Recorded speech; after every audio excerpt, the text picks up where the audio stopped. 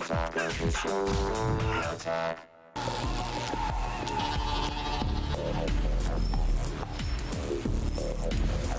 1,000-watt sound system for just $300? Well, go on. Okay. Nothing completes the movie experience at home like a good 5.1 system, and that's why Sony made their affordable SS360 home theater. 1,000 watts of power are pumped through 5 speakers and a subwoofer for amazing audio. And the slim receiver has room for 3 HDMI inputs, so every high-def source will sound as good as intended. Start the auditory adventure for $300. Bam! There it is. Now, it is really important for these home theaters in a box to be small and integrate into what you already have in your living room. And Sony, they really do always take this into account. Oh, yeah, so well, the Japanese living room is the size of this table. Yeah. So, yeah, they have to make components small. And then a bed folds out from the speaker? Yeah, exactly. Great. So, looking at this system, each satellite speaker is only 6 inches high, and it's only 3 inches deep. The center channel is even smaller than that. The subwoofer isn't very big either, at just over a foot tall. Now, the receiver is also incredibly slim.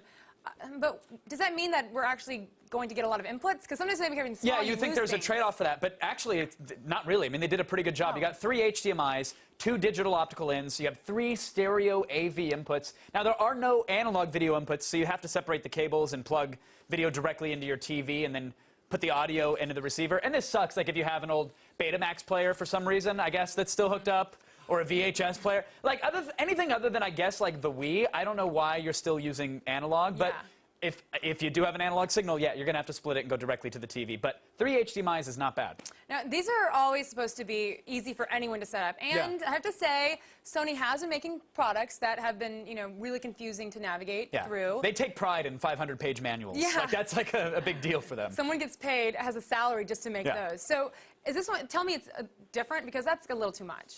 I could tell you that. I'd be lying right to your face, because no, it's still confusing as all hell. I mean, don't get us wrong. The physical setup of plugging in the speakers, could not be easier. It's all color-coded.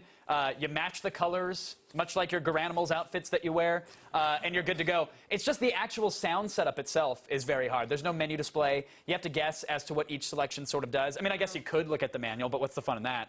But once you look at the manual, it'll tell you. You just have to find it. Yeah, you just have to do it. And you know what? Devices these days shouldn't require them. I'm sorry. And the auto calibration mic is supposed to give you the best sound, but we found ourselves that manually adjusting each level is really important, and it's not that easy to do. So. Well, okay. So once you have adjusted all the settings, does the sound good? Yes, it actually sounds good. The lows and the highs sound great, and we were really skeptical that they could pack 1,000 watts into the system, but this bad boy gets loud. It gets loud like. The mids do get a little lost since the subwoofer is pretty powerful for its size. If you adjust the sound manually again, you can get a good mix, but overall, we were really impressed with this system. Okay, well, $300 isn't bad for a full 5.1 home theater system. Are we saying it's worth it?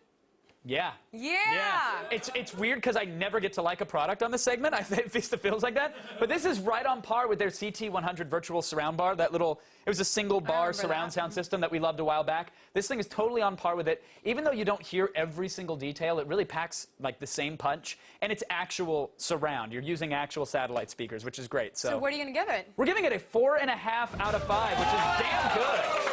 Damn good. That is. Some Sony engineers hopefully very proud of themselves and clapping all watching this. Look, we expect great quality from Sony, but what really makes this worthwhile is the price. They got it right. It's the perfect entry-level home theater system. So for $300, here you go. Well done, guys. Yeah. Well, that's it for today's Gadget Prawn. Now go buy stuff and save the economy. Yay!